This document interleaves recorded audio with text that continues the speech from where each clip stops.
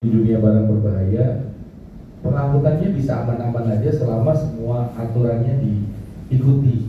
Memang ribet dan mahal, tapi untuk menjamin keselamatan itu memang harus dilakukan. Mulai dari proses identifikasinya jangan sampai salah, pengemasnya jangan sampai salah, marking labelingnya jangan salah, nulis dokumennya jangan salah, sama handlingnya jangan sampai salah. Maka barang itu dapat dilakukan pengangkutannya dengan aman. Boleh di next. Nah, kalau di Indonesia sendiri ini ada PM60 ya, di laut ada PM16 terakhir, dan di udara ada PM90. Lanjut.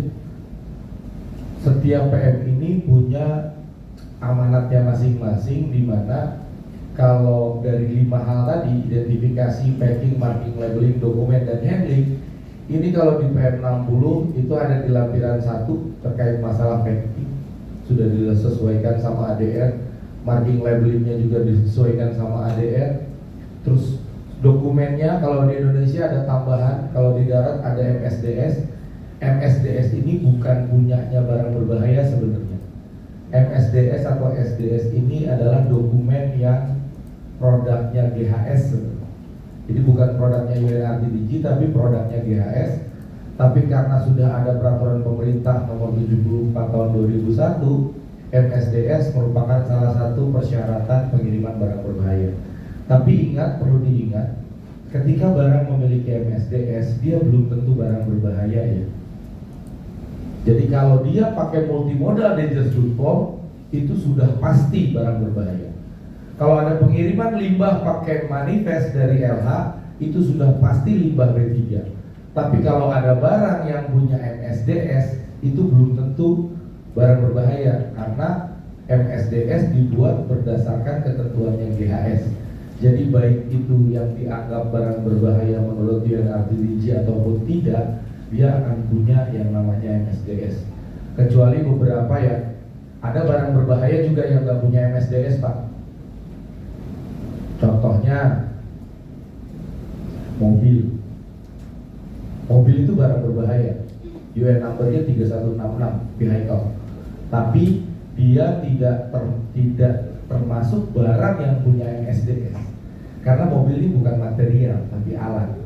Kadang-kadang saya juga bingung sama beberapa operator ya, terutama di penerbangan yang memang belum menguasai banget itu. Kadang-kadang kalau kita mau kirim handphone pun dimintain MSDS. Padahal handphone mah nggak perlu MSDS, Pak. Karena dia alat bukan material. Kan MSDS ini material, misalnya bahan kimia, itu ada MSDS-nya. Tapi kalau kayak alat, nggak mungkin ada lah MSDS-nya. Adanya juga user manual gitu ya, bukan material safety data sheet. Jadi ada beberapa barang berbahaya memang nggak akan pernah ada MSDS-nya. Dan contoh lain misalkan kayak limbah-limbah B3. Limbah B3 itu gak bakalan pernah ada MSDS-nya. Karena nggak bisa dibuat. MSDS ini kan awalnya dari GHS, keselamatan penggunaan si bahan tersebut. Jadi dia nggak mungkin nganalisa limbah pakai standarnya bahan, nggak bisa. Yang ada kalau di limbah nanti bukan MSDS tapi manifest namanya, manifest limbah B3 yang sekarang udah jadi elektronik ya Pak. Udah jadi Vestronic namanya, e-manifest. Itu produknya dari Kementerian Lingkungan Hidup. Kalau di penerbangan dan di udara sama, bahkan di laut sudah mengatur detail ya Pak ya. Masalah packing ada di pasal 5, masalah marking dan labeling ada di bagian 3, multimodal dangerous goods form sudah dipakai sebagai dokumennya. Di udara juga sama. Kalau udara lebih ini Pak, lebih nggak mau cari masalah lagi. Kenapa? Jadi buku Ayata DGR diterjemahkan jadi KP 412. Jadi dia nggak bikin aturan baru, dia menerjemahkan buku itu terus jadi SK Dirjen. Jadi KP 412. Belum pernah diupdate sampai sekarang Pak. Buku Ayata DG itu setiap tahun ganti, dan itu berarti mereka masih pakai yang 2014. Sekarang udah 2022, udah edisi terbaru lagi. Lanjut. Nah, lanjut, diklik lagi sekali lagi biar kelihatan, satu kali lagi. Ini cara handle DG sebenarnya secara umum ya, garis besar. Yang pertama stepnya kita harus identifikasi dulu. Kita harus tahu itu UN number-nya berapa. Karena itu modal awal. PSN-nya apa? Kelasnya berapa? Kalau ada packing groupnya apa? Ini modal awal yang penting. Empat-empatnya harus diketahui kalau ada ya. Karena packing group ada beberapa kelas tidak punya packing group. Tapi kalau dia punya packing group harus diketahui. Kenapa? Karena nanti untuk metode-metode ini ditentukan sama ini tadi.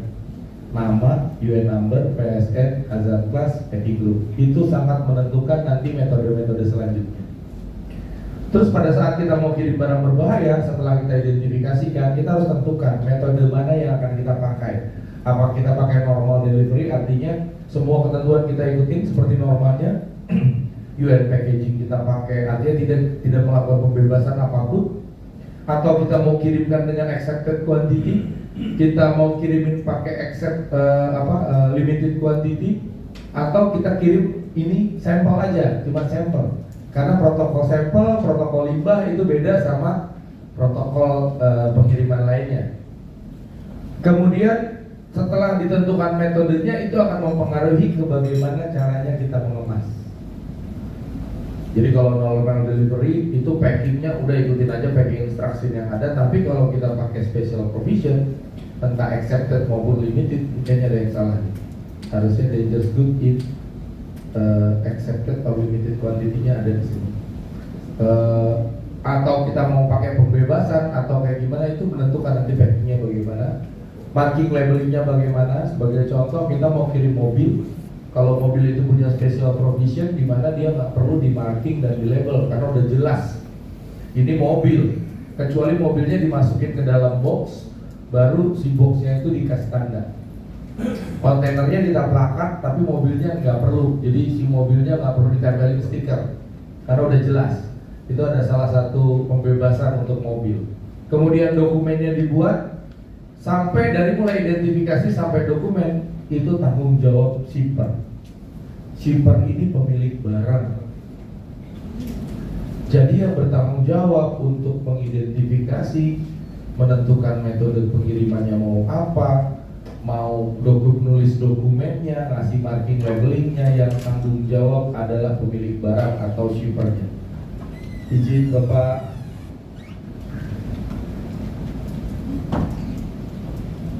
Saya lanjutkan Bapak ya.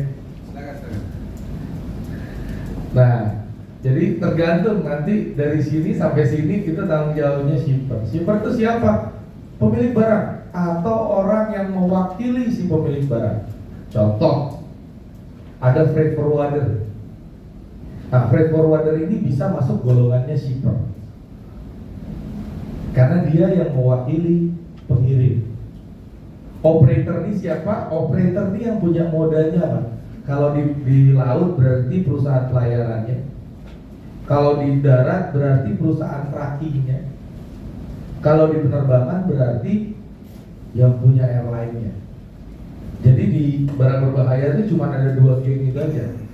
Orang-orang yang masuk golongannya operator sama orang-orang yang masuk di gengnya shipper. Kan bisa tergantung incotermnya seperti apa kan gitu ya. Si sellernya atau buyernya itu tanggung jawabnya sampai mana, itu tergantung dari incotermnya. Dan shipper itu bisa siapapun, freight forwarder bisa jadi shipper. Bahkan agen pun akhirnya bisa dianggap shipper. Ketika si agen kapal, misalnya dia pelayaran nih, kan pasti punya agen. Agen kapal bisa jadi shipper ketika si agen ini berhadapan sama si shipping line-nya. Maka dia harus memenuhi kewajibannya shipper.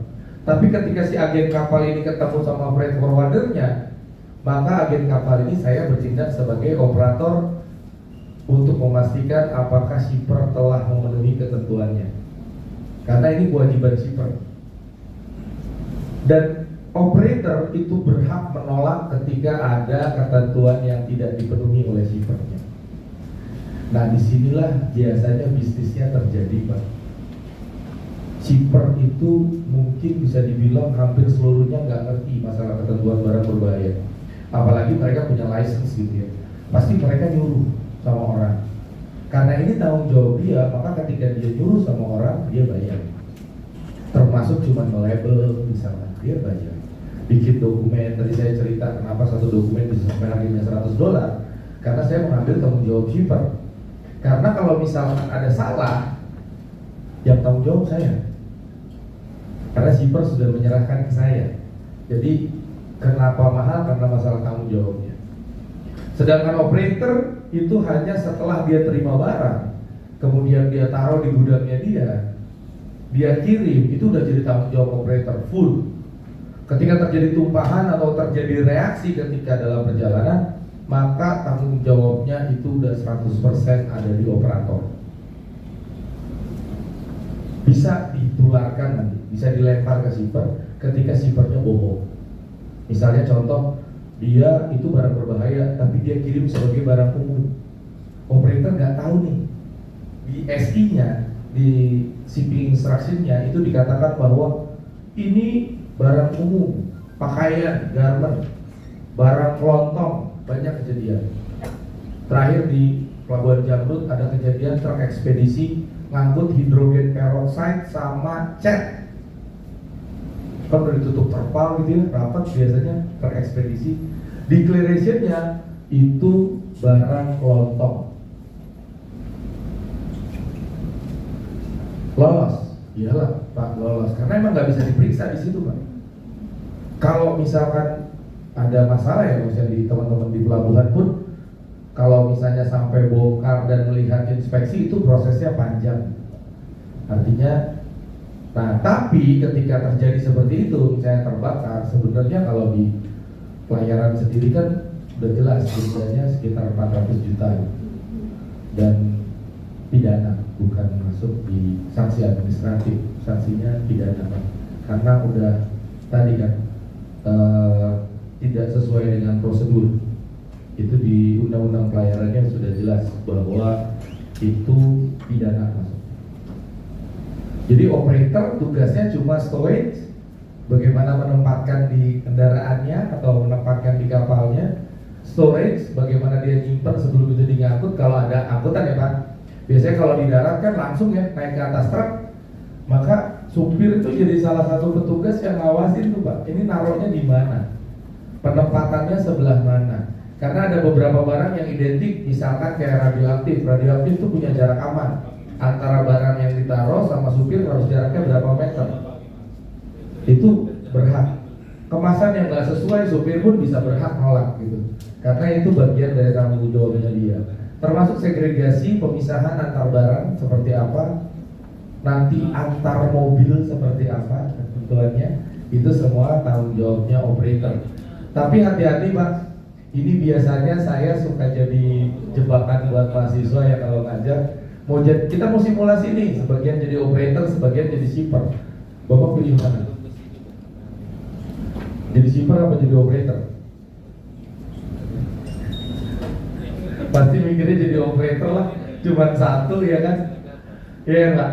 Cuma satu, nggak perlu belajar banyak-banyak, cukup masalah storage, handling, segregation. Tapi ingat Pak, di handling salah satu item yang perlu dikuasai sama operator adalah acceptance checklist.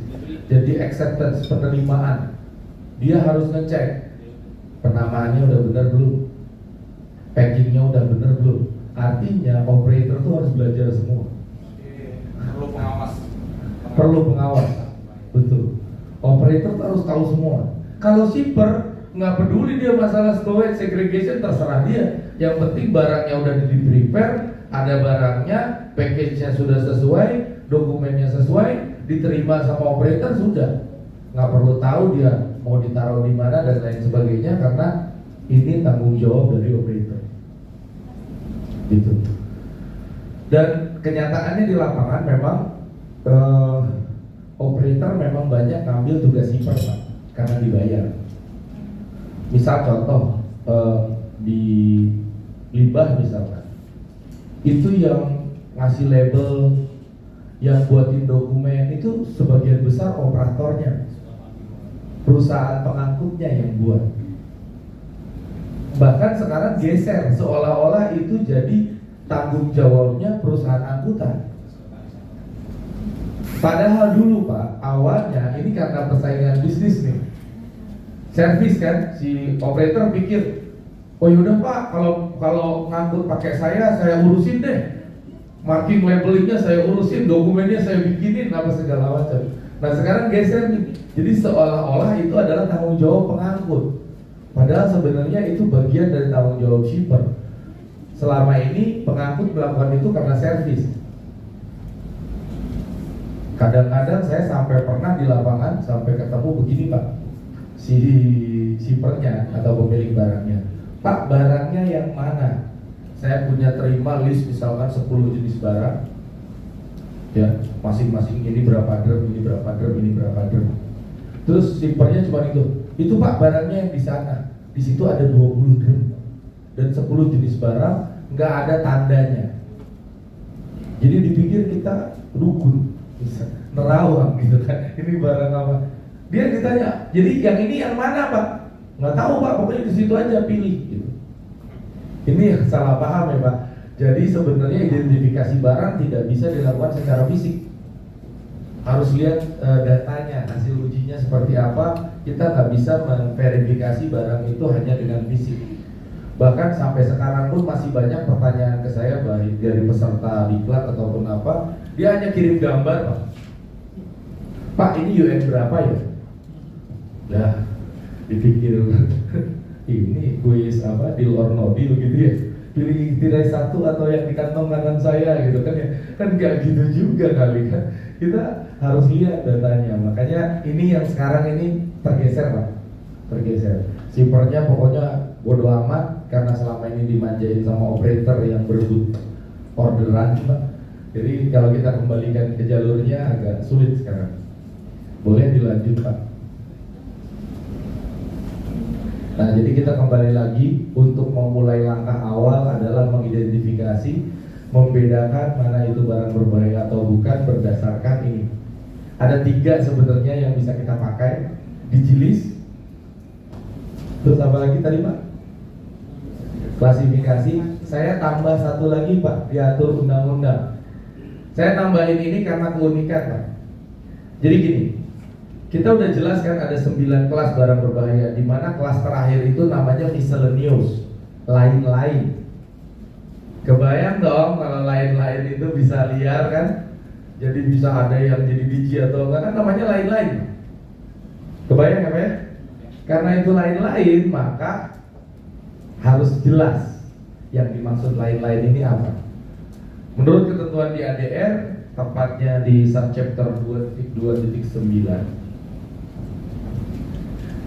nanti kita buka ya di 229 kalau nggak salah, 2.2.9. Jadi miscellaneous itu didaftar, di situ ada beberapa barang.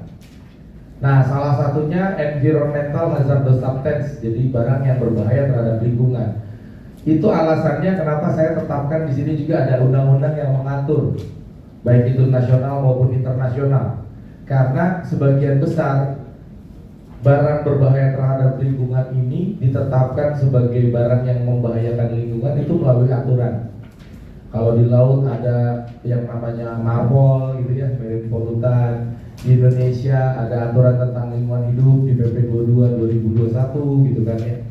Atau ada masalah, ada konvensi Basel juga di internasional ya, sama konvensi Stockholm itu yang kaitannya sama lingkungan hidup.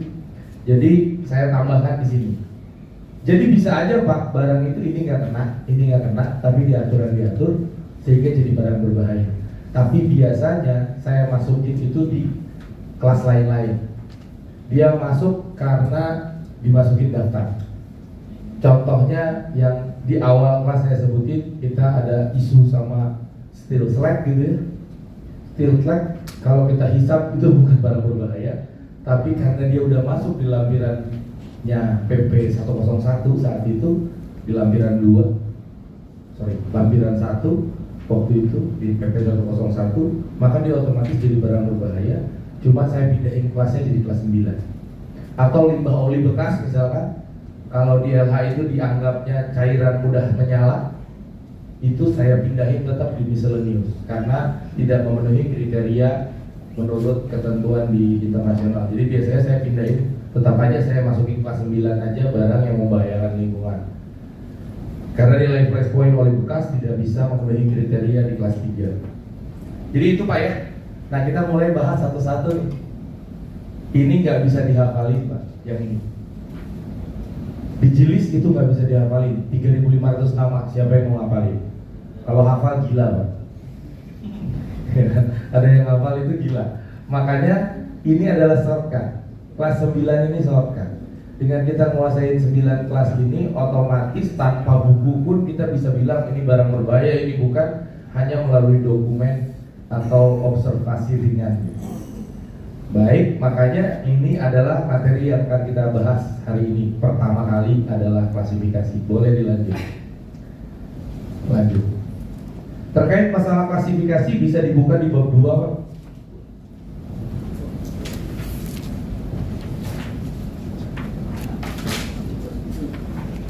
Sebelum kita masuk di sistem klasifikasi, ada beberapa istilah yang saya kenalkan.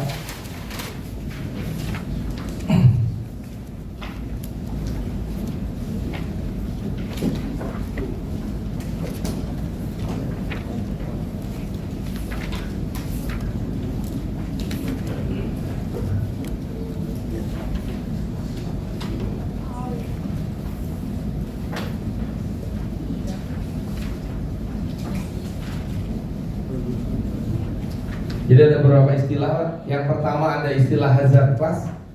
Hazard class itu yang dibilang sering orang bilang kelas-kelas barang berbahaya. Sebenarnya core-nya hazard class itu ada 9. Jadi hazard class itu adalah kelas yang nggak pakai titik Pak. Jadi kalau kelas 1 eksplosif, berarti ini 11, 12, 13, 14, 15, 16 itu kita sebutnya kelas 1 sebenarnya. Satu kelompok. Hazard class ini tidak menentukan tingkat bahaya ya Pak. Jadi tolong digarisbawahi bahwa hazard class ini mengelompokkan bahaya tetapi tidak menentukan tingkat bahaya. Di situ ada kelas 1 bukan berarti itu barang yang paling bahaya, bukan. Kelas 1 sama kelas 6 mana lebih bahaya? Sama bahayanya. Jadi nggak bisa kita bilang kelas 6 lebih bahaya dari kelas 1. Kecuali Pak, kita sudah tahu packing grupnya. Karena packing group inilah yang nanti akan menentukan tingkat bahaya. Boleh di next Pak. Jadi kalau ada barang berbahaya yang punya packing group 1, penulisannya harus pakai Romawi ya Pak. Ini sekalian saya nomenklatur buat penulisan dokumen. Nomor packing group 1 itu harus pakai Romawi. Itu menunjukkan kalau barang itu punya tingkat bahaya tinggi. Tapi packing group tidak dimiliki oleh setiap kelas Pak. Karena beberapa kelas dianggap bahayanya pada level yang sama. Eksplosif, gas, terus self-reactive substance, kemudian oksidator, radioaktif, itu tidak punya packing group. Infectious substance itu nggak punya packing group karena dianggap semua kelompoknya itu ada pada tingkat bahaya yang sama.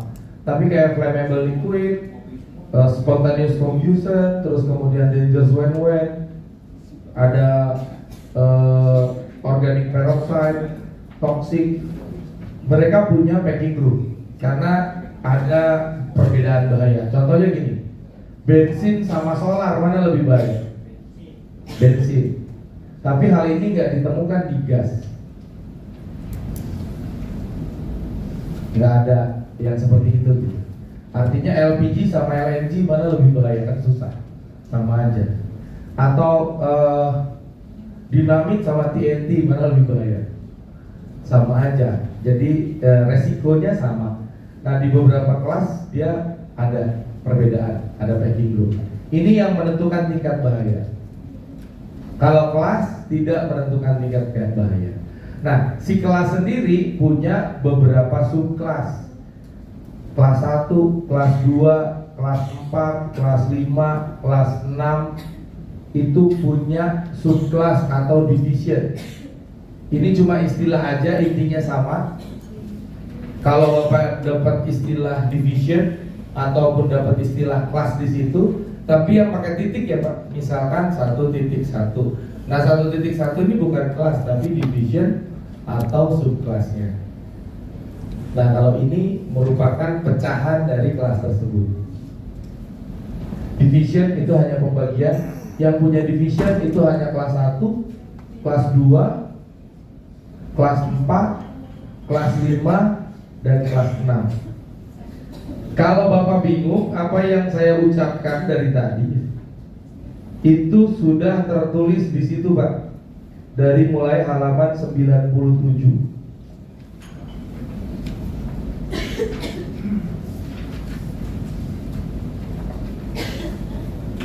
sampai halaman 98.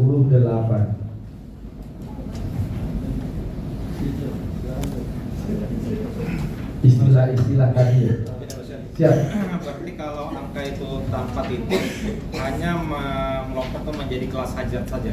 Hazard Yang tanpa titik ya hazard kelas saja Pak. Tapi kalau sudah ada titik berarti titiknya itulah yang Division atau divisinya, yang menentukan tingkat hazardnya.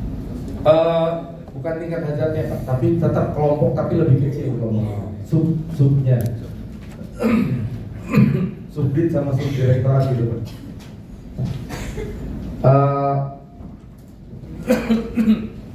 Nah, penulisan hazard class harus pakai angka.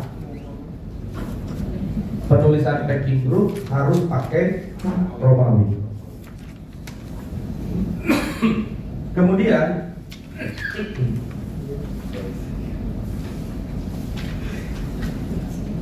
buka di halaman 103.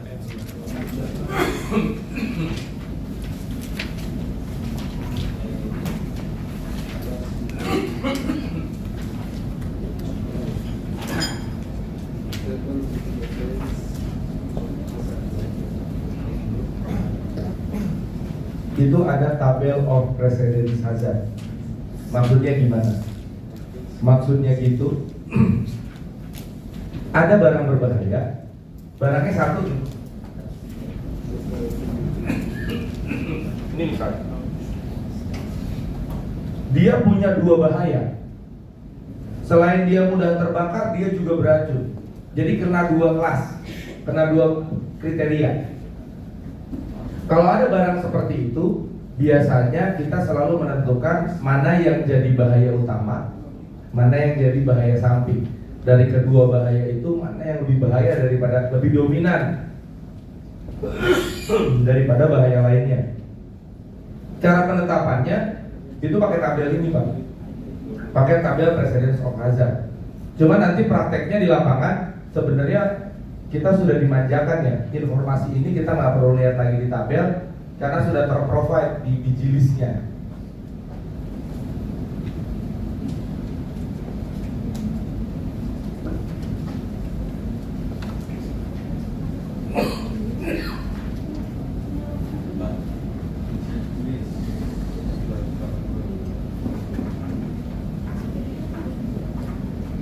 Contohnya di halaman 292.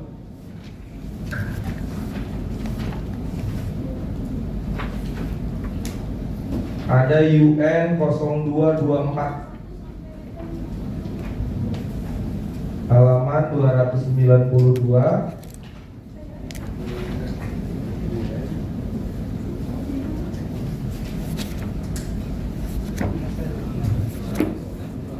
Ada UN 224 0224. Sudah ketemu Pak? Halaman berapa? 292.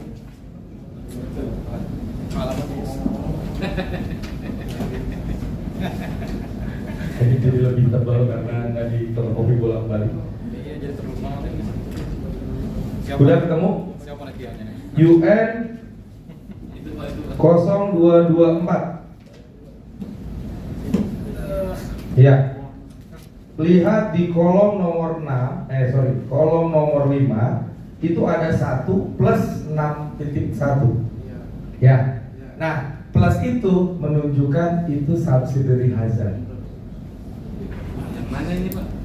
Di kolom 5 ada UN 022.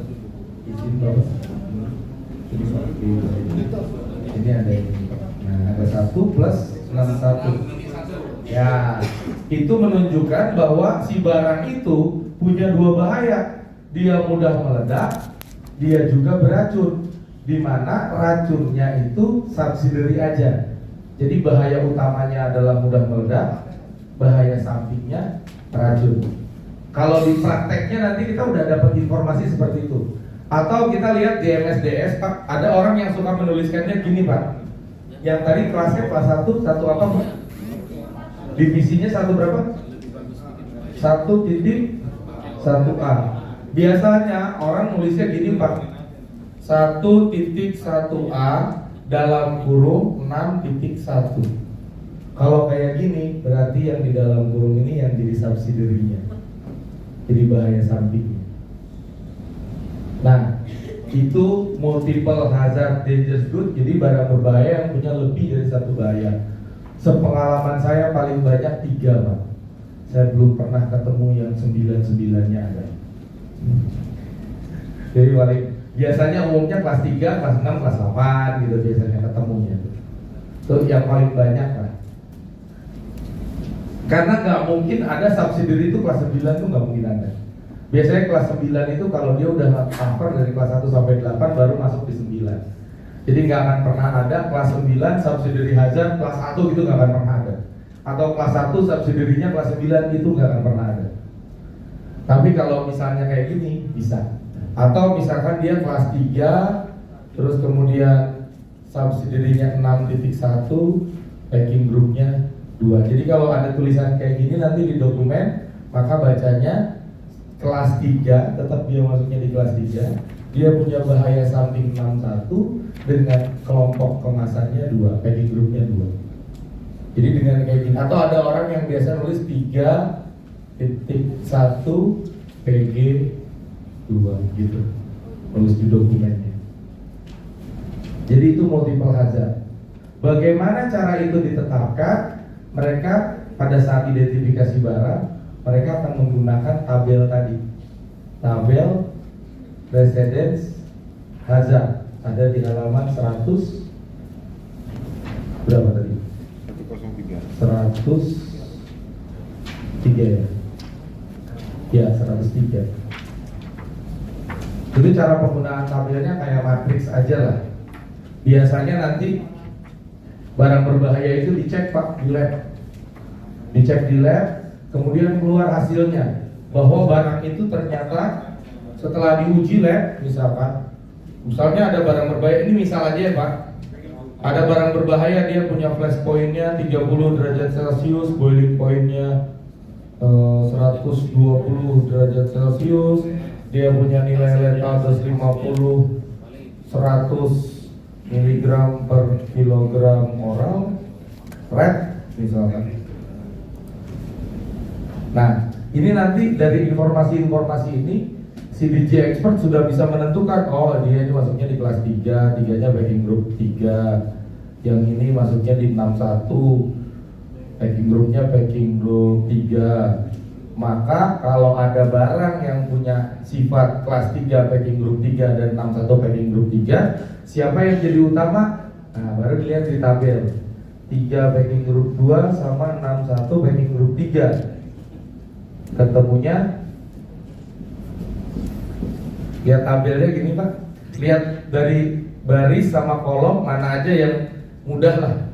Mau 3-nya dulu yang dicari di kolomnya, misalkan 3 packing group 3 ketemu, tarik garis sampai ketemu 6 packing group 3. Yang di dalam tabel ketemunya angka berapa?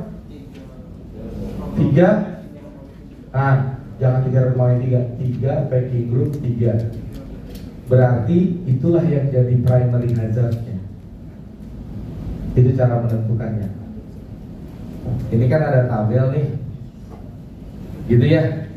Ada tabel gini ya. Ada tabel gitu ya. Kita cari di sini 3 packing group 3. Terus cari di sini yang 6.1 packing groupnya 3. Maka ditarik garis ke sini, tarik garis ke sini. Persilangannya isinya apa? Gitu.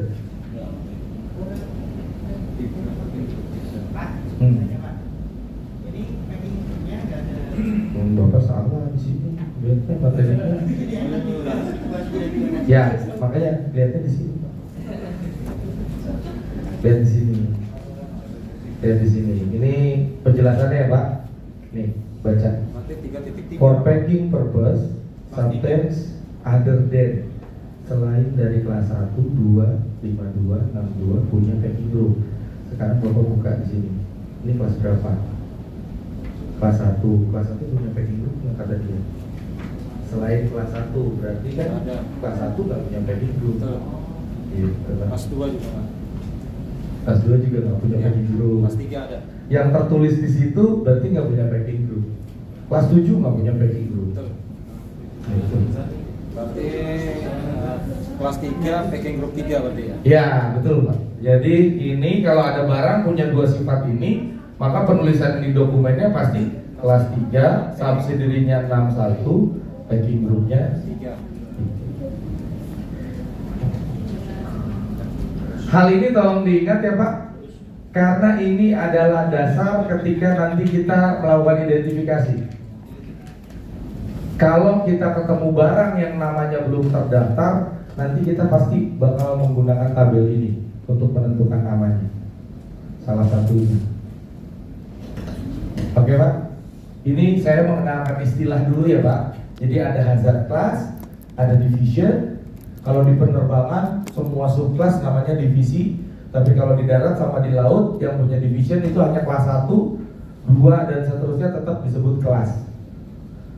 Terus ada istilah packing group, ada istilah precedence hazard atau primary hazard, bahaya utama, ada istilah subsidiary hazard atau bahaya samping, ya, ada istilah packing group.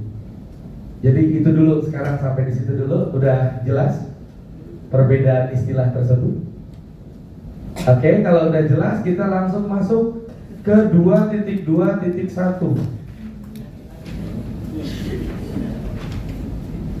Halaman berapa tuh Pak? Jadi kalau di ADR itu cara penulisannya itu nomenklaturnya gitu ya Pak. 2.2 klasifikasi, terus setelah itu diikuti sama kelasnya. Itu kelas 1 yang akan kita bahas, eksplosif. Pak boleh kembali ke sebelumnya. Nah ini ada eksplosif. Eksplosif kan kelas 1 ya Pak. Berarti di ADR akan ditemukan di subchapter 2.2.1. Cairan mudah terbakar, dia kelas 3. Berarti di ADR akan ditulis di 2.2.3. Nah ini kan bisa kelihatan kayak kita hafal bukunya, padahal enggak. Cairan mudah terbakar, ini menurut ADR subchapter 2.2.3 ini bukan cairan mudah terbakar. Padahal mungkin kita nggak hafal tulisannya ya, tapi 2.2.3 itu pokoknya pasti bahas masalah flammable liquid. Kenapa? Dua-dua dikombinasikan sama kelasnya. Itu cara penulisan di ADR seperti itu. Kita masuk di kelas 1 Pak. Jadi sebuah barang bisa dikatakan sebagai kelas 1 jika itu Pak, silahkan kriterianya dibaca. Terus tuh Pak, banyak banget sampai bawah-bawah tuh.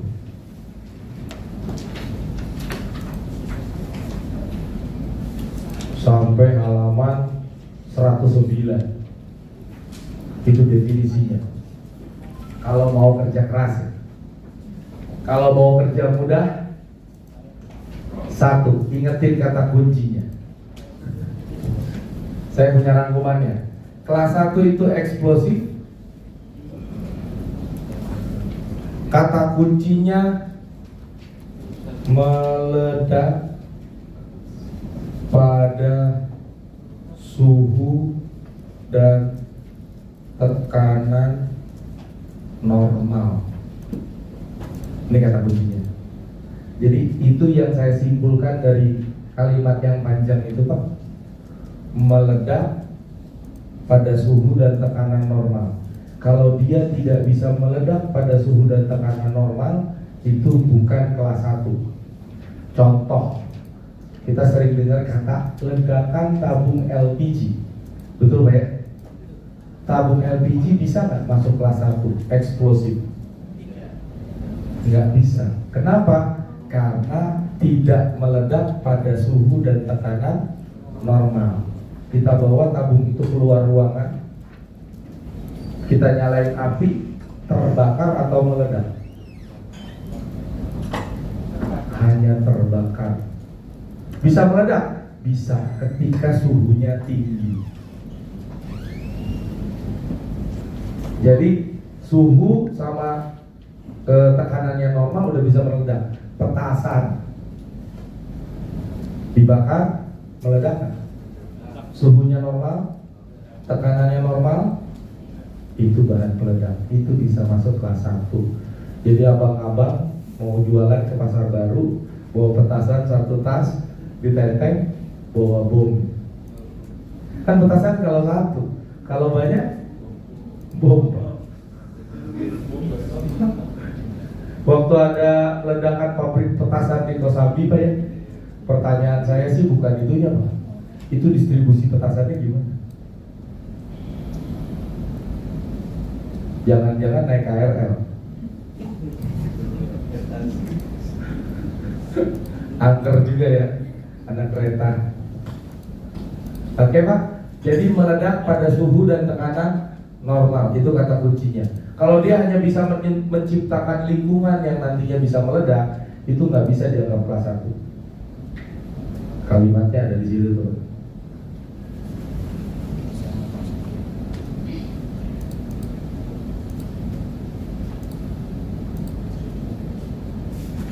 Ada definisinya. Jadi dia hanya bisa menciptakan lingkungan yang mudah meledak.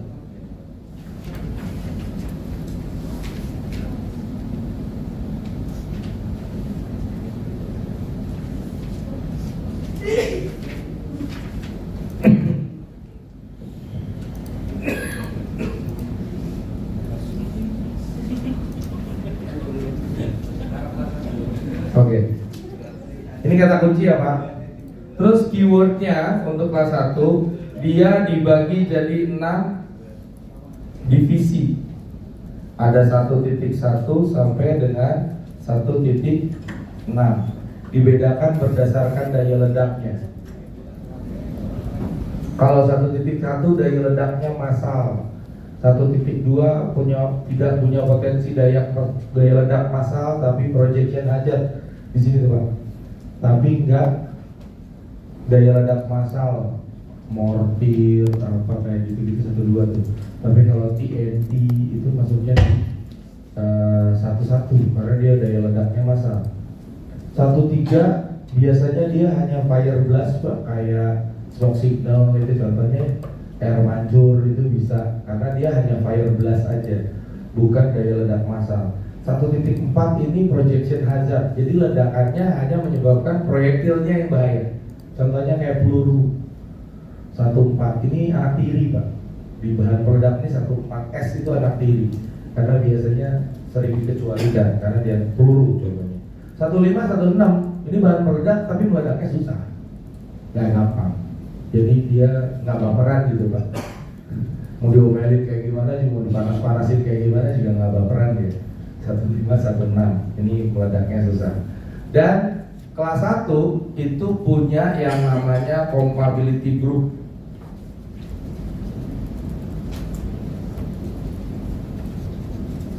Itu ada huruf A sampai S.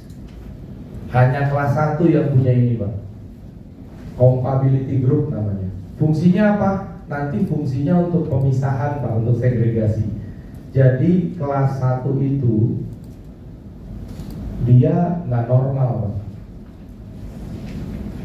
Biasanya kalau kelas 3 dikumpulin sama kelas 3 nggak terjadi apa-apa Pak. Aman-aman aja, normal soalnya. Laki sama laki nggak doyan deh. Ya. Tapi kalau bahan peledak ini ada yang nggak normal. 1.1 dikumpulin sama 1.1 bisa bereaksi. Nggak normal ya Pak ya. Jadi ini kumpulin juga walaupun sejenis bisa bahaya gitu, tetap bisa bahaya. Nah kelas 1 tuh kayak gitu. Makanya ditambahin lagi, ada satu kelompok lagi yang namanya compatibility group. Ini ada huruf A sampai S, dimana nanti yang membedakan itu bukan lagi divisinya. Untuk menentukan segregasi nanti menggunakan hurufnya. Makanya penulisan kelas 1 biasanya diikuti dengan huruf 1.4S gitu, 1.1A. Bapak lihat deh di Digilis, di daftar barang berbahaya, kalau kelas 1 pasti ada itunya, ada hurufnya. Kalau kelas-kelas lain kan nggak ada. Di dangerous list, ya.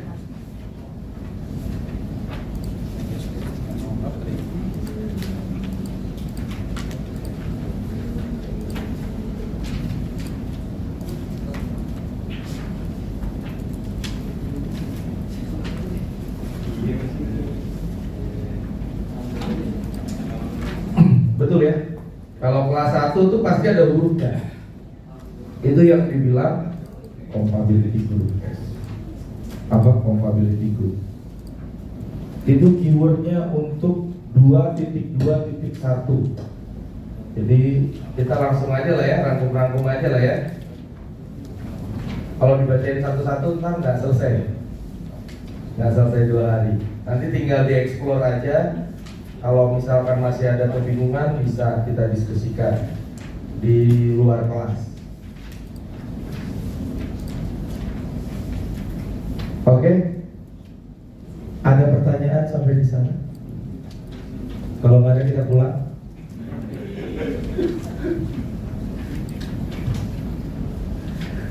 Kita lanjut 2.2.2 Genesis. Di bukunya ada di subchapter 2.2.2 Genesis. Sengaja saya nggak banyak gambar di sini Pak, supaya Bapak dan Ibu fokus sama bukunya. Karena mau gimana pun nanti buku inilah yang jadi alat perang kita sebenarnya. Makanya saya maunya kita fokus sama bukunya, bukan sama slide yang di depan. 2.2.2 bahas masalah gases atau kelas 2 kita sebut gases. Darat punya keunikan sendiri Pak masalah gas. Kalau di modal lain mereka membagi gas itu jadi 3 divisi. 21 untuk flammable gas, 22 untuk non toxic non flammable gas, dan 23 untuk toxic gas.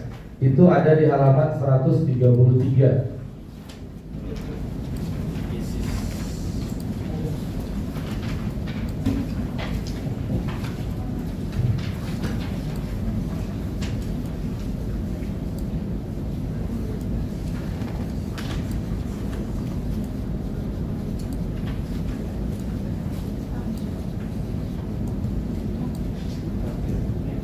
Ya. Kalau di penerbangan, di pelayaran itu pakai 21, 22, 23. Kalau di darat sombong dia. Dia pakainya itu Pak, 2A, 2O, 2F, 2T, 2TF, 2TC, 2TO, 2TFC, 2TOC. Walaupun itu bisa kita kelompokkan ya Pak. Yang dimaksud 2.1 di moda udara itu yang mengandung unsur F di depannya, flammable. Jadi 2F itu masuk di 2.1.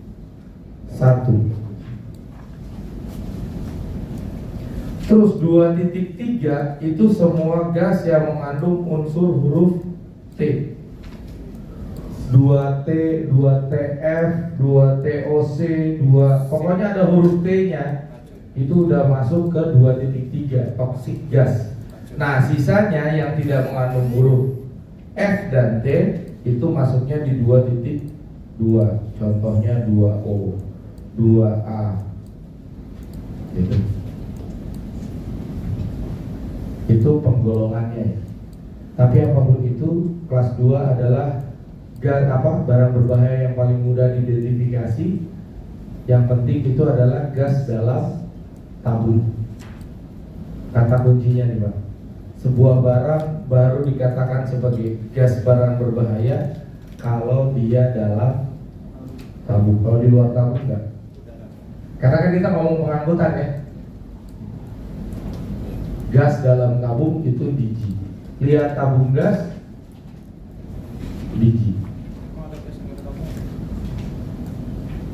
Walaupun ada standar sih sebenarnya. Enggak, maksudnya kan ada gas yang di dalam, mungkin gas di dalam plastik. Ya. Itu enggak DG. Enggak. Ini sehingga tanya, Siap. katanya gas, emang ada gas yang nggak di dalam tabung?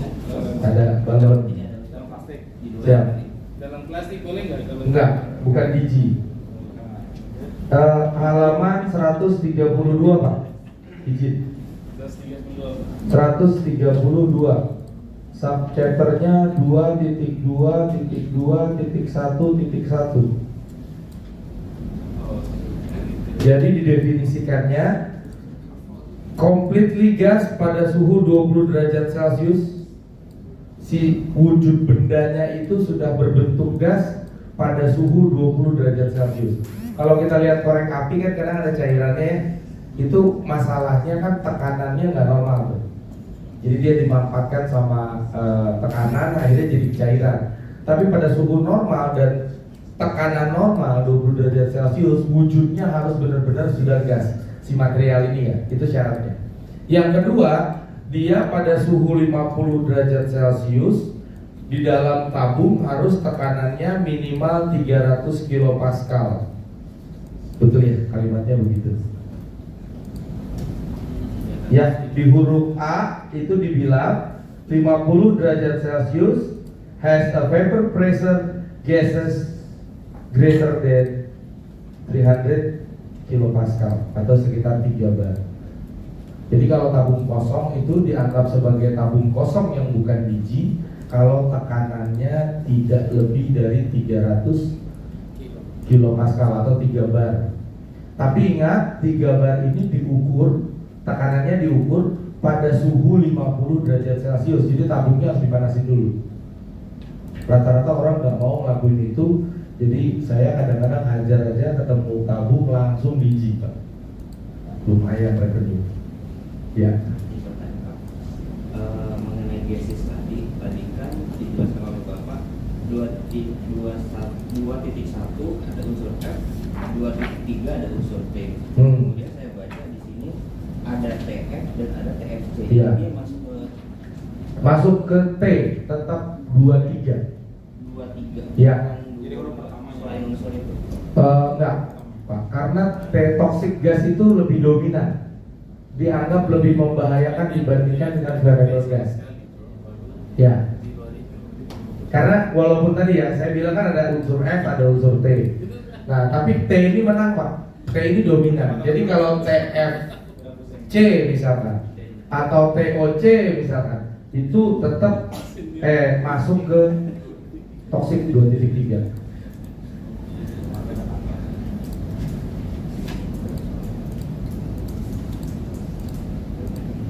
Oke, karena nanti label Pak, label DG-nya itu cuma ada 3 itu, gas mudah terbakar, gas tidak mudah terbakar dan tidak beracun, sama gas beracun. Labelnya cuma ada 3 itu. Walaupun klasifikasinya kalau di darat agak ribet. Dia menganggap 2 extinction misalkan. Extinction itu gini Pak, gas yang ketika dia hadir oksigen pergi. Misalnya CO2. CO2 kalau kita semprotkan ke satu titik, maka oksigen yang ada di situ akan pergi semua. Makanya CO2 itu kadang-kadang dipakai sebagai gas untuk memadamkan api. Walaupun sekarang udah diganti ya pakai CF21 karena bahaya juga buat orang yang nyemprotinnya, Pak. Artinya kan ketika dia rilis, memang oksigennya pergi di situ. Tapi kalau itu digunakan di dalam ruangan yang sempit, otomatis kan oksigennya nggak cuma di situ hilangnya. Seluruh ruangan hilang, orangnya mati juga dengan kekurangan oksigen. Ada pertanyaan lagi sampai di situ? Pak, tanya Pak, diam aja.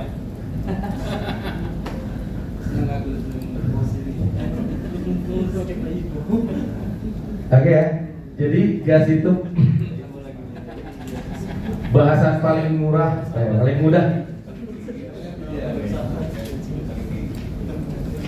Kita nggak usah ininya hitungannya ya, nggak perlu kan ya.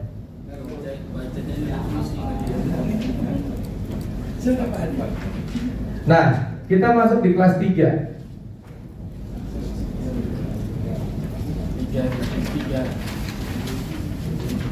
Kelas 3 itu punya kata kunci flammable liquid. Kata kuncinya yang pertama harus liquid, harus cairan. Wujud fisiknya pada suhu normal harus cairan, baru bisa masuk di kelas 3. Yang kedua, dia punya flash point tidak lebih dari 60 derajat Celcius. Syaratnya, syarat masuk di kelas 3 itu dia harus cairan, state-nya ketika dalam posisi suhu normal, dan punya flash point tidak lebih dari 60 derajat Celcius. Flash point itu gini Pak, kalau kita masak air itu kan suka beruap dulu ya. Ya ada uap kan sebelum mendidih ya, biasanya ada uap dulu. Nah, ketika uap tersebut bisa terbakar, ya, ketika uap tersebut bisa terbakar, maka suhu ketika si cairan menghasilkan uap tersebut itu dinamakan flash point atau titik api. Jadi titik api itu suhu cairan ketika dia bisa menghasilkan uap yang mudah terbakar. Pada suhu berapa? Karena cairan itu nggak bisa terbakar Pak. Yang terbakar itu adalah uapnya. Kalau kita lihat ada misalnya drum atau apa kan, itu kalau apinya kan bukan di bawah, tapi uapnya yang nyala. Nah, suhu berapa cairannya bisa menghasilkan uap itu menjadi dasar penetapan dia masuk di kelas 3 atau enggak. Nah, menurut PBB itu suhunya adalah 60 maksimal. 61 udah bukan. Tapi ingat, ini ada standar pengujiannya ya. Standar pengujiannya itu harus close cup. Jadi untuk menentukan flash point itu ada 2 pengujian, ada open cup, ada close cup. Nah, yang 60 derajat saya katakan ini kalau pengujiannya close cup. Biasanya ada Pak di laporan lab itu dikasih keterangan tuh, pengujiannya close cup atau open cup. Karena kalau open cup 65 masih bisa menang, 65 masih bisa masuk. Cuma pasti gak diakui karena standar pengujian untuk barang berbahaya berdasarkan UN Manual and Test Kriteria. Ada satu buku lagi, nanti saya share bukunya khusus terkait masalah pengujian bahan. Nah, uji yang dipakai adalah close cup. Jadi langsung aja biar Bapak nggak bingung bahwa standarnya adalah 60. Kenapa sih 60? Karena kalau udah lebih dari 60 itu barang udah susah nyala Pak. Kalau kita ngomong kondisi normal pengangkutan, kita masukin cairan ke dalam tangki, kita jemur seharian Pak, itu suhu di dalam tangki nggak bakalan sampai 60. Artinya ketika dia tidak mencapai flash point-nya, cairan itu susah menyala. Solar masukin gelas, nyalain korek api, lempar korek apinya ke situ, mati. Kenapa? Karena flash point solar 60 derajat Celcius. Uapnya belum ada, nggak bisa nyala dia. Kalau bensin taruh di gelas, lemparin korek, nyala. Kenapa? Bensin flash point-nya minus 45 derajat Celcius, minus Pak. Kalau enggak nanti di diet pas lagi suhunya 0 nggak nyala mobil Pak. Kalau flash point-nya nggak minus Pak. Jadi kenapa bensin dipilih jadi bahan bakar itu karena memang flash point-nya sangat rendah. Itu. Nah, itu yang menentukan sebuah barang ini masuk di kelas 3 atau enggak. Kelas 3 punya packing group dong, seperti yang kita bahas tadi. Cara menetapkannya ada di halaman 443. Jadi kapan sebuah cairan itu masuk ke dalam kelas 3 packing group 1, 2, dan 3 itu ngikutin tabel di halaman 143 yang atas ya Pak. 22 313. Di situ ada packing group 1, 2, 3. Sebelahnya ada flash point, sebelahnya ada boiling point. Jadi ada 2 yang jadi kriteria penetapan packing group. Yang pertama titik didihnya. Kalau titik didihnya di bawah 35 derajat Celcius, kita ngeri ya. Bayangin ya, ada bawa cairan keluar, tiba-tiba di luar mendidih gitu. Kan mendidih nggak harus panas, Pak. Mendidih itu nggak harus panas. Ada barang yang mendidih pada suhu rendah gitu ya. Misalkan liquid nitrogen. Nitrogen cair kalau kita bawa ke ruangan, ya itu kan dingin banget tuh. Kan mendidih dia. Ya pasti mendidih. Nah, kalau dia flash point-nya di bawah boiling point-nya di bawah 35 derajat Celcius, suhu berapa pertama kali dia mendidih? Kalau air kan 100 ya. Nah, di suhu berapa itu menentukan dia masuk di packing group berapa. Kenapa di situ flash point-nya strip? Karena udah pasti lebih kecil daripada 35. Jadi yang dilihat dia punya flash point, tapi boiling point-nya udah kurang dari 35 derajat Celcius, udah langsung masukin di packing group 1. Tapi kalau boiling point-nya di atas 35 sampai berapapun dia, misalkan 1000 gitu, titik didihnya 1000, baru dilihat flash point-nya berapa. Kalau flash point-nya di bawah 23 derajat Celcius, maka dia masuk di packing group 2. Kalau di atas 23 derajat Celcius kurang dari 60 derajat Celcius, dia masuk di packing group 3. Bensin masuknya di packing group 2 karena boiling point-nya di atas 35 tapi flash point-nya minus 45. Solar masuknya di packing group 3 karena flash point-nya 60 derajat Celcius. Minyak tanah masuknya di packing group 3 karena flash point-nya 50 derajat Celcius.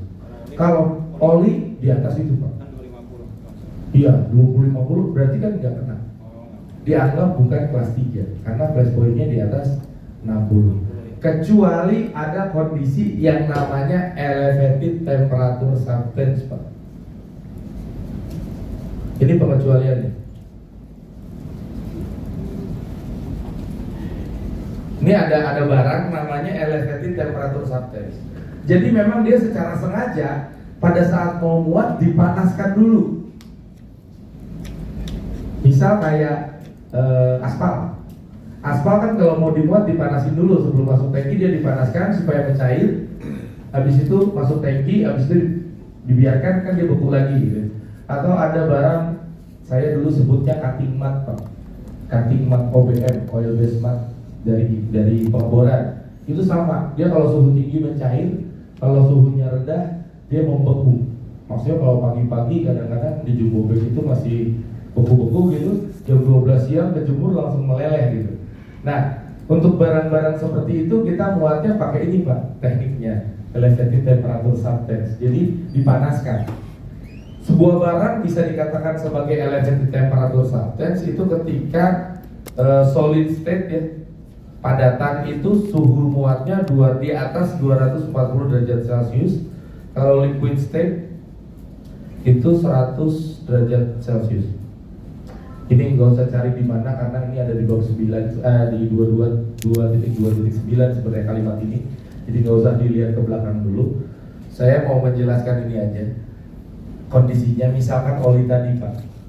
Oli misalkan flash point-nya 240 derajat Celcius.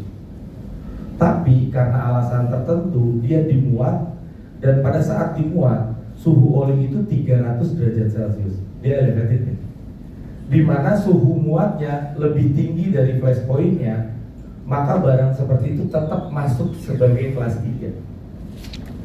Tapi kalau suhu muatnya masih di bawah flash point-nya, maka barang tersebut nggak bisa masuk kelas 3. Kayak oli yang biasa kita pakai gitu ya, itu kan dimuatnya biasa kan, suhunya nggak dipanaskan dan flash point-nya di atas 200 derajat Celcius, otomatis dia nggak bisa masuk di kelas 3 karena flash point-nya tidak memenuhi kriteria baik packing group 1, 2, dan 3. Ada lagi kondisi pengecualian ketika barangnya kental. Misalnya cat udah dicampur thinner, kental kan, Pak? Nah, tingkat kekentalan itu menentukan packing groupnya. Thinner kita tahu ya, Pak, cat minyak lah. Kan kalau dibakar langsung nyala tuh, Pak. Artinya flash point-nya di bawah 23 dia. Dia harusnya masuk packing group 2.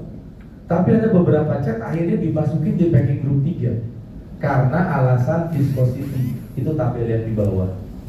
Tingkat kekentalan. Bagaimana ngecek kekentalan? Ada yang dari teknik industri di sini? Kimia. Kimia. Ini teknik kimia nih. Ya, nguji viskositas gimana? Biasanya pakai yang Bereng atau apa benda dikasih di gelas. gelas nanti dimenitkan. Nah, dilihat kan berapa jauhnya. Itu salah satu metodenya. Nah, maka gunakan standar yang ini. Berapa lama jatuhnya, ininya berapa, termasuk di situ flash point-nya diperhitungkan. Kalau flash point-nya 17 di atas 17 derajat Celcius, maka kecepatannya harus antara 20 sampai 80. Waktu jatuhnya tadi kan, ya, itu harus antara 20 sampai 60 detik. Jet diameternya, lebar itunya, bejananya 4 mm. Itu diuji kayak gitu. Kalau ternyata dia kena di range-nya itu, maka walaupun dia masuk di packing group 2, pas saat pengiriman kita consider jadi packing group 3. Ini signifikan Pak secara biaya ya.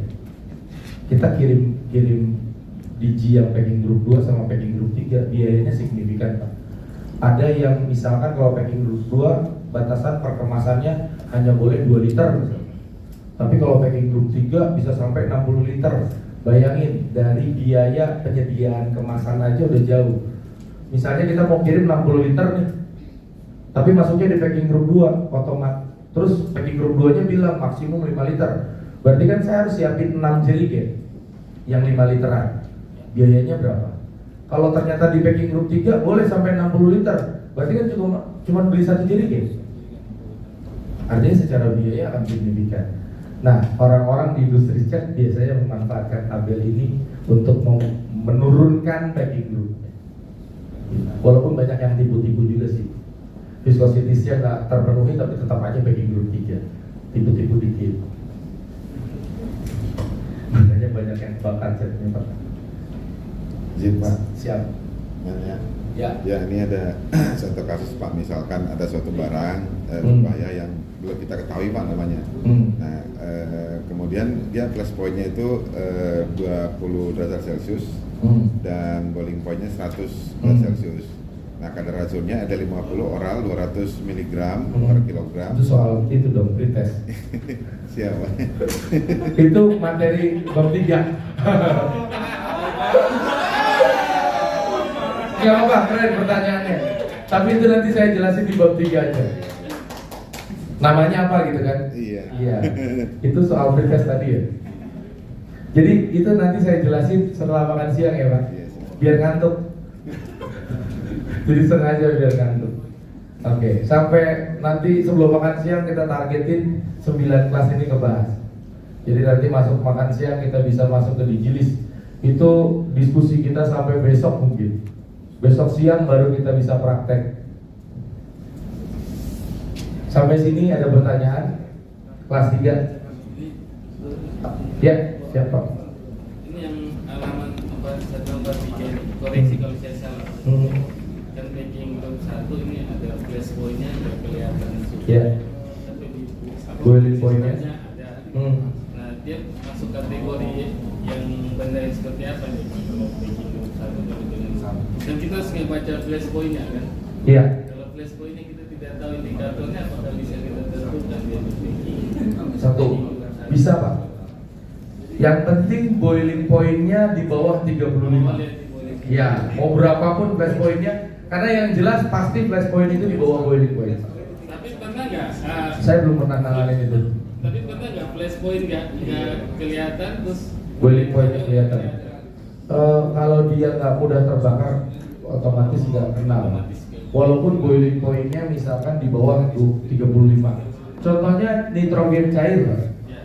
Nitrogen itu kan nggak bisa terbakar, Pak. Dia boiling point-nya di bawah 35 derajat Celcius, tapi tetap dia nggak bisa masuk di kelas 3. Dia jatuhnya tetap di kelas 2. Karena dia suhu 20 derajat udah bentuknya gas. Jadi pada suhu normalnya udah bentuknya cairan. Agak langka sih Pak orang itu. Saya juga belum pernah nanganin. Berarti kesimpulannya selain membaca ini kita juga harus bisa mengalah. Enggak sih Pak, lihat ini. Lihat inisial boiling point dan flash point. Ini yang paling penting. Itu yang paling penting. Nanti kalau sering tuh ketemu Pak pasti. Kalau ada kasus pasti ketemu aja. Nanti harus sering dibaca ini. Iya, sering Pak. Misalnya cari-cari kasus gitu, kayak tadi pagi ada berita ya kapal di Bali ya Di Bali.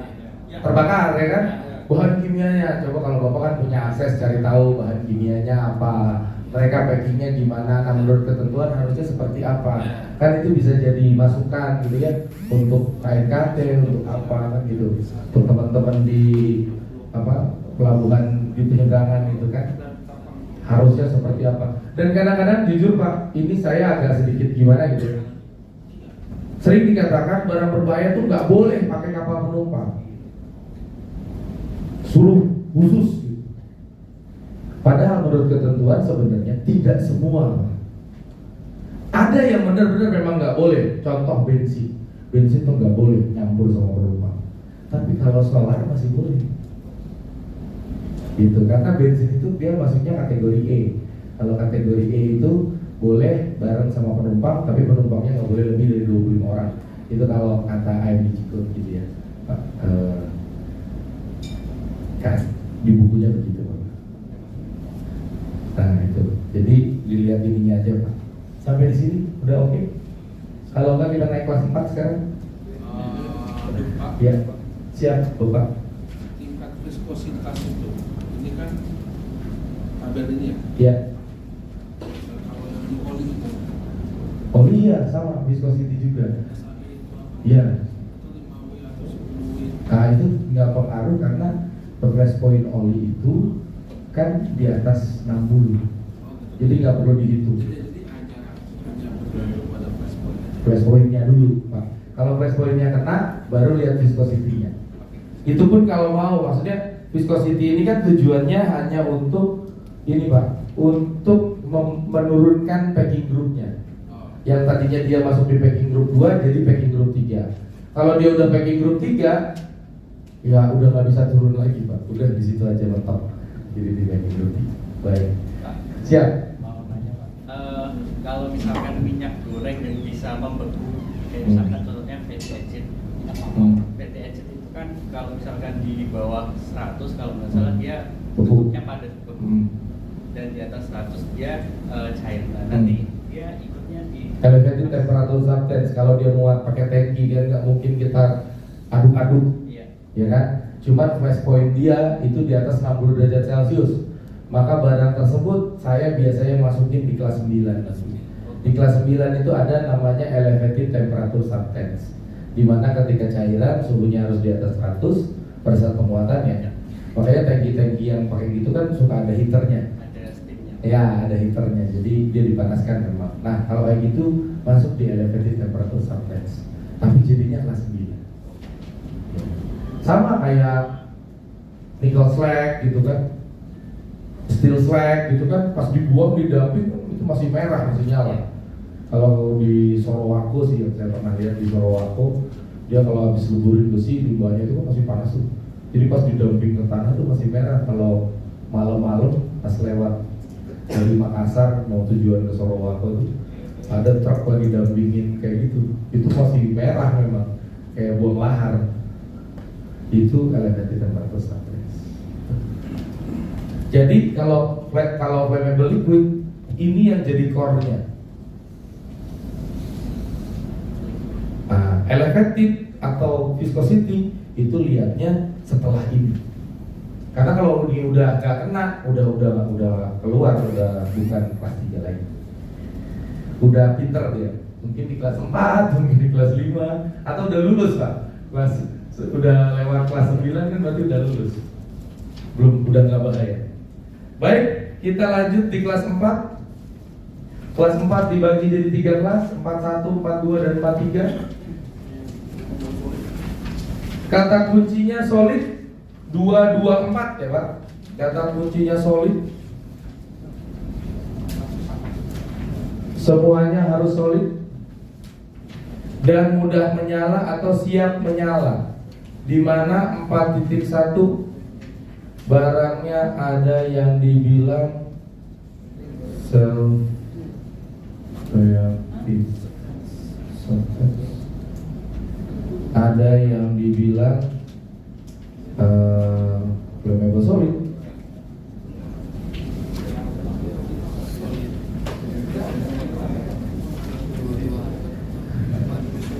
Kalau 41 itu kata kunci flammable solidnya adalah gesek. Ini kalau di asrama ingat gesek ini gimana ya? Ini yang beruntungnya, Pak. Jadi standarnya sebuah padatan dianggap sebagai padatan mudah terbakar itu kalau digesek nyala. Kebayang ya? Karena kalau nggak ada standar ini, maka kain pun masuk di 41. Kan padatan mudah terbakar? Mudah.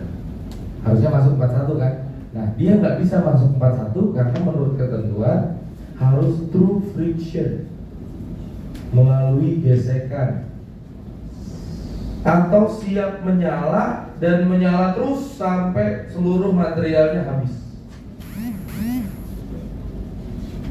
Kalau saya lebih suka sih pakai kata gesek, gesek nyala. Nah, itu namanya flammable solid.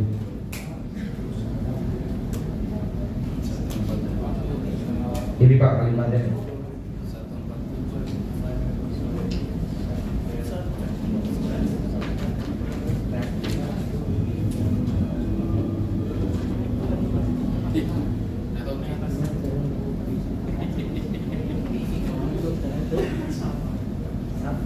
Nih 224113 flammable solid are readily combustible solid and solid which may cause fire through gesek. Gesek nyala. Makanya baju nggak kena ya. Saya gesek-gesek lama nih nggak nyala-nyala. Atau ada yang mau dicoba digesek? Nah, jadi bayanginnya aja korek api Pak. Kira-kira 41 tuh bayangannya kayak gitu. Itu yang flammable solid. Kalau yang self-reactive substance itu barang-barang yang masuk golongan self-reactive. Itu sih udah ada tabelnya harusnya. Tabel self-reactive substance. Nah, tabelnya ada di halaman 154. Itu daftar barangnya Pak, yang masuk golongannya self-reactive substance. Jadi 41 itu bisa self-reactive substance atau flammable solid. Self-reactive substance dia itu bisa reaksi sendiri lah Pak.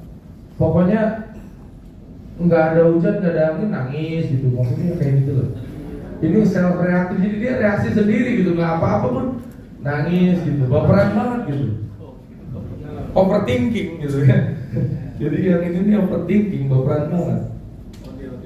Contohnya barangnya, atau bukan contoh barangnya, daftar barangnya itu yang tadi di halaman tadi Pak. Nah kalau flammable solid ini kayak korek api lah Pak. Nyala, nyala, itulah digesek nyala gitu ya. Siap menyala, itu masuk di sana. Intinya begitu. 4.2 itu ada piroporit sama sel heating. Nah,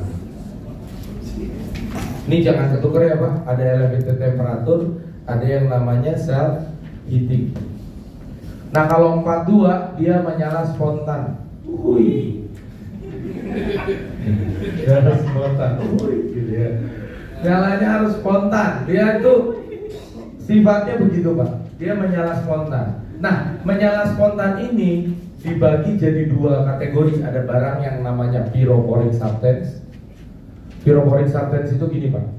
Barang yang ketika kontak dengan udara kurang dari 5 menit nyala. Itu pyrophoric namanya. Jadi barang ini kita buka dari kemasannya, dipaparkan sama udara 5 menit, di bawah 5 menit dia udah nyala. Itu masuk golongannya pyrophoric substance. Jadi nyalanya spontan. Apa ya? White phosphor contohnya. Fosfor putih. Fosfor putih kita kasih ke aqueous gitu ya. Taruh di kertas. terus kemudian kita angin-angin Pak, ketika si aquadesnya ini hilang, kering dia, kertasnya nyala. Ini kan bom Rusia yang kita takuti sekarang kan, bom fosfor. Jatuh, belum, fosfor putihnya, kontak udara, kebakarannya banyak gitu Pak. Karena apapun yang terpapar si fosfor putihnya itu nyala pasti dalam waktu kurang dari 5 menit. Izin Pak, Iya. kita ada masuk lab apa? Enggak. Masuk bang. Bukan itu Pak. Yang susah itu mendatangkan barangnya asli. Yang susah itu datangin barangnya. Susah. Seingat saya dulu waktu SMA belajar gini masuk lab. Oh lagi. Masuk ke antariksa. Labnya di lantai 3 Pak. Aduh. PKL ya, PKL ya. Untuk ini Pak, nguji self reactive substance sama self heating substance gitu ya. Jadi kalau dipanasin nyala ya. Nah, pyrophoric substance tadi ya, kontak sama udara 5 menit nyala. Kalau self heating substance ini Pak, dia kita biarin nih. Lama-lama panas sampai akhirnya terbakar. Padahal nggak diapa-apain Pak. Apalagi kalau dia ada influence kontak sumber panas lain gitu. Jadi dia cukup sumber panas. Contoh kayak batu bara lah. Batu bara yang low kalori itu kalau didiemin misalnya di atas tongkang kan lama-lama nyala tuh. Padahal cuma gara-gara kejemur atau kadang-kadang didiemin aja gitu. Itu udah bisa nyala. Itu masuk di self heating substance. Pengujiannya harus dilakukan yang namanya self heating test. Maka kalau batu bara self heating testnya negatif, dia nggak perlu dianggap sebagai barang berbahaya. Tapi untuk yang low kalori itu biasanya masuk di self heating substance. Itu. Saya kemarin nyoba naruh yang high kalori itu ada berapa ya, 75 kilo. Saya masukin karung, saya taruh berapa minggu, nggak apa-apa sih, nggak terjadi apa-apa. Tapi kalau yang low kalori 3 bulan kemudian itu karungnya meleleh. Karungnya meleleh. 4.3 ini kena air nyala. Jadi kalau 4.3 yang terakhir Pak, yang warna biru ya.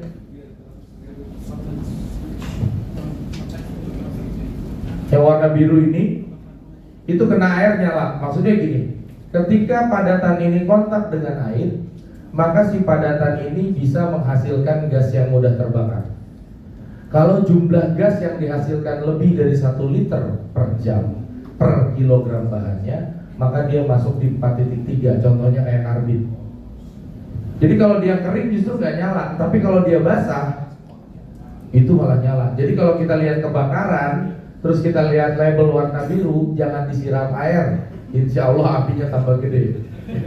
Justru dia harus dikeringin supaya gasnya nggak keluar. Jadi kalau yang warna biru ini ngeri Pak, karena dia bisa terbakar tuh kalau basah kayak karbit. Dan jumlahnya harus lebih dari 1 liter per jam per kilogram bahannya. Sampai di situ, oke? Pasti tambah bingung? Tenang Pak, ini masih kulitnya kok, belum intinya. Kelas 5. Kelas 5 ini apa namanya Pak kelas 5?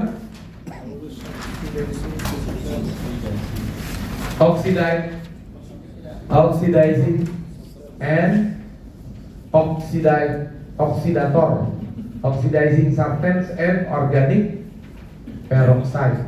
Saya lebih suka sebut kelas ini reaktif Pak. Baperan, ambegan Pak. Kelas ini baperan. Jadi kelas 5 ini reaktif Pak. Jadi reaktif ini pokoknya dia kalau dipanas-panasin baper langsung, reaktif, marah gitu. Baperan ya, dipanas-panasin gitu kan. Oh tetangga kemarin baru beli mobil baru langsung dia itu langsung bereaksi gitu ya, mudah bereaksi. Yang beda ya dari 51 dan 52 bedanya yang ini Pak sama ini bedanya. Yang satu reaktifnya terhadap oksigen, yang oxidizing itu dia reaktif terhadap oksigen. Tapi gini ya Pak, dia dikatakan reaktif terhadap oksigen itu karena gini, di mana dia berada oksigen akan kumpul karena dia punya kemampuan untuk mengikat oksigen, jadi bisa kumpulin oksigen, atau dia punya kemampuan mengenerate oksigen, makanya dibilang oxidizing substance. Dia reaktif terhadap oksigen. Nah ini bahayanya ketika ada kebakaran Pak. Api itu kan dibuat dari berapa unsur Pak? 3, ada apa? Bahan bakar, oksigen sama panas. Jadi api. Makin banyak oksigennya, makin panas apinya. Blender las ditambahin oksigen, apinya berubah biru, hijau, putih gitu kan ya. Itu menandakan api itu lebih panas. Nah, oksidator salah satu bahayanya ini. Kalau dia sendirian nggak apa-apa, Pak. Tapi kalau dia terlibat dalam kebakaran, kebakarannya kayak blender las. Memburu apinya kayak blender las lah, lebih panas dan proses pembakarannya lebih cepat. Saya sering kalau ngajar pengemudi oksidator ini saya ibaratkan kayak ada warung nih, pelayannya cakep. Nah, supir kan pasti ngumpul tuh. Nah, supir adalah oksigennya, si pelayan warung itu adalah oksidatornya. Jadi dia yang menjadi daya tarik oksigen untuk kumpul. Nah ini kelas 5, 1. Panas itu minumannya. Nah, panas itu minumannya. Bahan bakarnya duit Pak. Duit bahan bakarnya Pak. Analoginya terlalu tinggi. Belum nyampe ya? Belum nyampe. Ya. Aduh. Nggak ngerti. Belum nyampe. Ini yang dibahas apa ya? Belum nyampe kan di mulut Pak. Ya kan ngambang. Bisa saya jawab. 5.2 Pak. Kalau 5.2 ini peroksida organik. Dia mudah bereaksi sama bahan kimia lain karena strukturnya yang nggak stabil. Dia punya struktur bivalen oksigen, punya kacamata dia. Biasanya kalau senyawa-senyawa yang punya struktur bivalen oksigen seperti ini cenderung nggak stabil, betul ya? Betul ya? Apalagi dia senyawa organik. Jadi biasanya ini turunan dari hidrogen peroksida. Apa hidrogen peroksida tahu Pak? Bahasa ininya, bahasa kita lah. Biasanya soda api ya. Soda api kenal Pak? Kalau hidrogen peroksida sama aja. Sama. Hidrogen peroksida sama soda api. Dia itu gini ya. Ikatan kimia ada berapa jenis? Ada ikatan kimia secara dasar ada berapa jenis? 2 ya. Ada ikatan ion sama ikatan kovalen gitu ya. Dasarnya ya. Nah kalau kayak gini kan itu kenapa terjadi ikatan? Itu karena adanya kebutuhan dan kekurangan elektron gitu ya. Kalau aduh ini ketinggian kayaknya ngejelasin ini. Analogi saja Kayak warung aja. Ini ketinggian nih. Salah bahas nih. Jadi gini Pak, ibaratkan ada seorang suami. Masuk. Oksigen ini suami. Ya. Kan katanya suruh menikah itu 2, 3, 4. Kalau tidak mampu 1, berarti kan minimalnya 2. Katanya mau pakai kayak warung tadi. Oksigen ini punya sifat dasar, punya 2 tangan Pak. Makanya dia harus menikah dengan 2 istri supaya stabil. Jadi H2O. Nah, stabil kan nih. Stabil. Kayak gini, kalau kayak gini lebih paham ya. Nah, boleh Pak. nah, kenapa? Kalau kasanya 1. Ini kan ceritanya dia Pak. Kalau dia kan 2 aja cukup. Ekivalen kebutuhannya 2 Pak. Tiba-tiba Pak, tiba-tiba ini di tengah keharmonisan ini datang oksigen satu lagi Pak. Laki-laki lain, karena si cewek ini cemburu nih. Ini pengen selingkuh juga kan gitu ya. Akhirnya jadi H2O2. Barang kayak gini ini nggak stabil karena ada 2 tangan lain yang pengen nangkep yang lain. Kan harusnya kan gini stabil. Nah ini H2O2. Nah barang yang kayak gini ada kimia lain lewat ikat. Kimia lain lewat ikat. Nah cuma ikatannya tidak akan sesempurna ikatan H2O. Kenapa? Kalau H2O bereaksi jadinya air kan Pak, adem gitu. Nah kalau udah H2O2 datang lain lagi kimia apapun itu pertumpahan darah Pak yang terjadi. Jadi reaksinya berbahaya gitu. Jadi menimbulkan reaksi yang berbahaya, bisa panas, bisa terbakar, bisa macam-macam. Artinya dari mereka ketika mereka bercampur gitu pada saat proses pengikatan ini senyawa lain ini itu cenderung reaksinya berbahaya karena barangnya nggak stabil Pak. Namanya rumah tangganya lagi begini Pak. Ada orang ketiga kan gitu ya. Tadinya udah harmonis gitu, tiba-tiba ada laki-laki lain masuk kan panas Pak. Rumah tangganya udah nggak harmonis nih. Nah si laki-laki ini yang baru masuk kan juga butuh dua-duanya Pak. Jadi nggak mau merebut satu istrinya, pengennya dua-duanya direbut. Ketika ini bisa berhasil masuk di kehidupan mereka, si ini tetap ada kekurangan. Dia harus nangkep oksigen yang lain. Ada lagi nih Pak pelakor lain gitu kan ya. Nah pada saat ini terjadi reaksi di dalam satu rumah tangga ini panas Pak. Reaksinya bahaya lah gitu. Tidak seperti proses pembentukan air tadi. Kira-kira gitu lah Pak. Organic peroxide dia mudah bereaksi terhadap bahan kimia lainnya. Masuk kelas 6 Pak, biar langsung ujian nasional.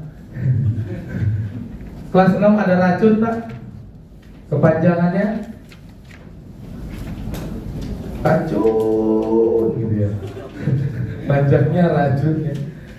2.2.6 ada namanya infectious substance. Bedanya racun sama infectious substance itu yang satu bahaya terhadap kesehatan, yang satunya bisa membunuh.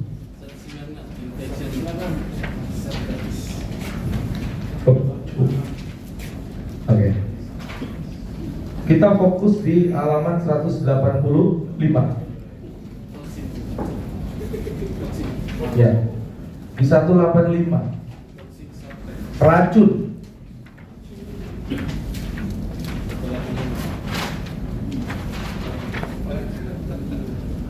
Racun. Sebuah barang dikatakan racun kalau bisa membunuh. Syaratnya mati. Jadi kalau kata PBB, kalau cuma mual-mual, muntah, pusing itu bukan racun. Harus mati. Dalam waktu berapa lama? Maksimum 7 hari. Dengan cara apa? 3 cara. Bisa ditelan, bisa dihirup, atau disentuhkan ke kulit. Ini yang saya bilang tadi. Kalau sekarang ngeracunin orang pakai kopi udah nggak zaman. Dioles sekarang itu. Olesin. Cuman yang penting adalah tahu cara ngitungnya. Itu ada tabel di sana. Ada racun packing group 1, 2, dan 3. Racun packing group 1 high danger, maksudnya apa? Kalau high danger itu kalau oral, tabel di kolom yang nomor 3, kolom 1, kolom 2, kolom 3 ada oral toxicity. Ada satuan di sana LD ya 50 sama LC 50. Kalau saya ngomong LC nanti kan sensitif, pengennya ke lantai 2 ya kan.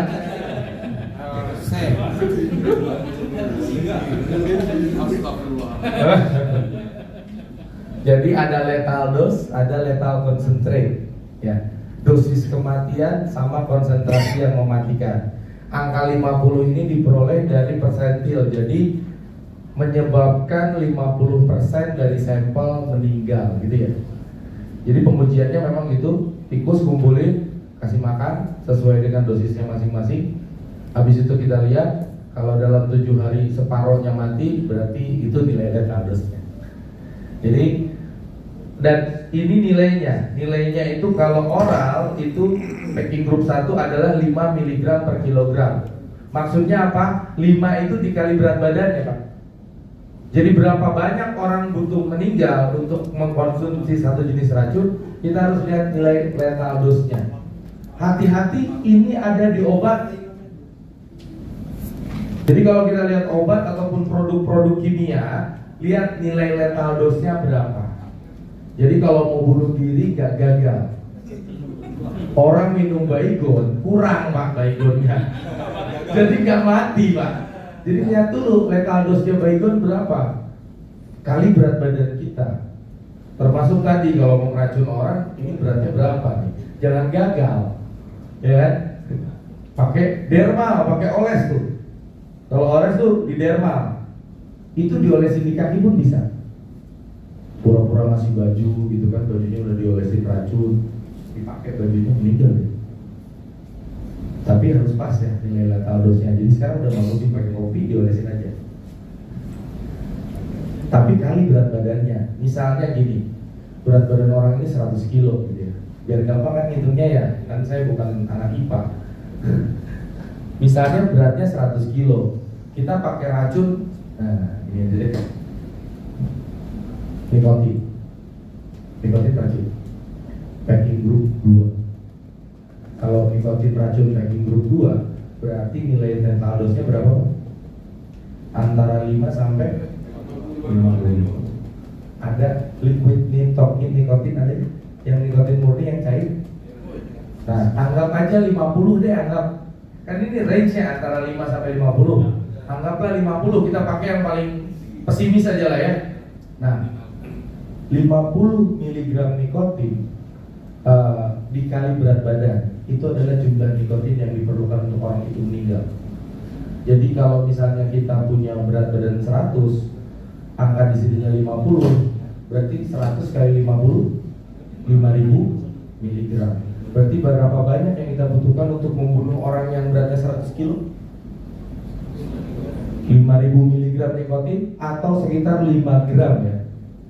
Kita butuh 5 gram nikotin untuk membunuh orang yang beratnya 100 kilo. Nikotin loh ya Pak. Makanya benar kan, merokok membunuhmu. Karena di dalam rokok ada berapa miligram nikotin? Coba dilihat. 1 miligram. Berarti dalam 1 batang rokok itu mengandung 1 miligram nikotin. Berat badan Bapak berapa? Berarti berapa? Tadi standar nikotin 50 ya? Kan tadi packing group 2 kali berat badannya 100. Kita jangan 100 deh, 60 ya. 60 berarti butuhnya 3.000 dong. Atau sekitar 3.000 batang. Udah berapa batang Pak? Sebelum 3.000 berarti. Tapi ini secara sekaligus ya. Artinya Bapak merokok 3.000 batang langsung. Kalau Bapak merokok 3.000 batang langsung, mati Pak. Makanya slogannya merokok membunuhmu, bukan membunuhku.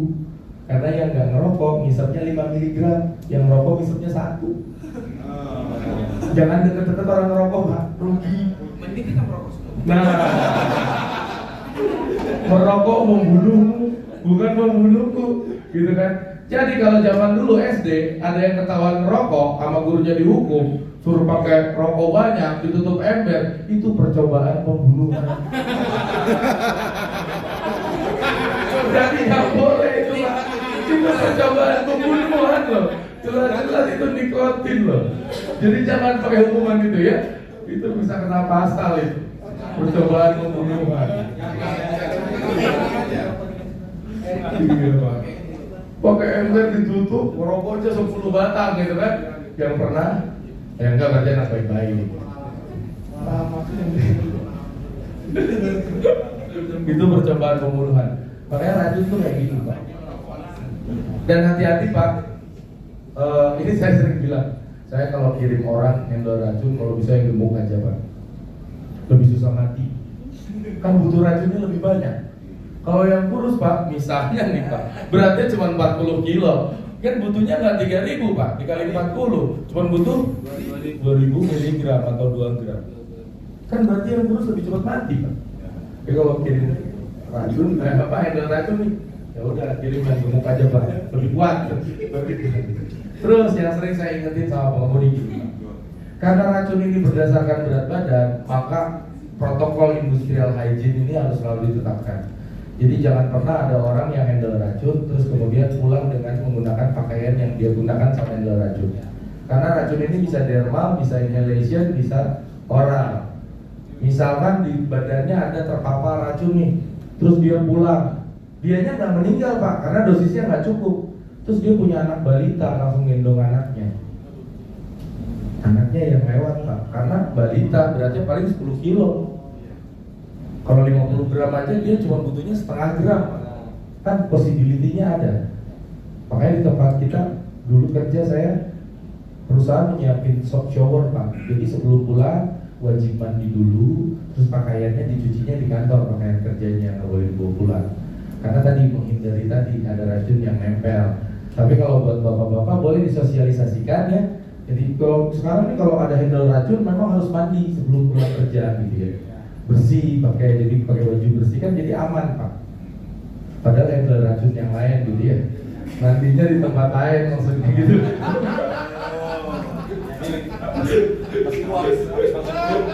Iya. Kok pulang wangi amat? Habis handle racun ya gitu kan. Karena protokolnya begitu. Tapi Bapak nggak bisa Pak, Bapak nggak bisa, saya bisa. Kalau saya kan bisa Pak. Karena dia sebenarnya dia inspektor barang berbahaya. Oh iya benar inspektur benar Pak. Oh tadi habis inspek racun gitu ya Pak ya? Iya itu inspeksinya di situ maksudnya. Oke. Itu racun ya. Oke.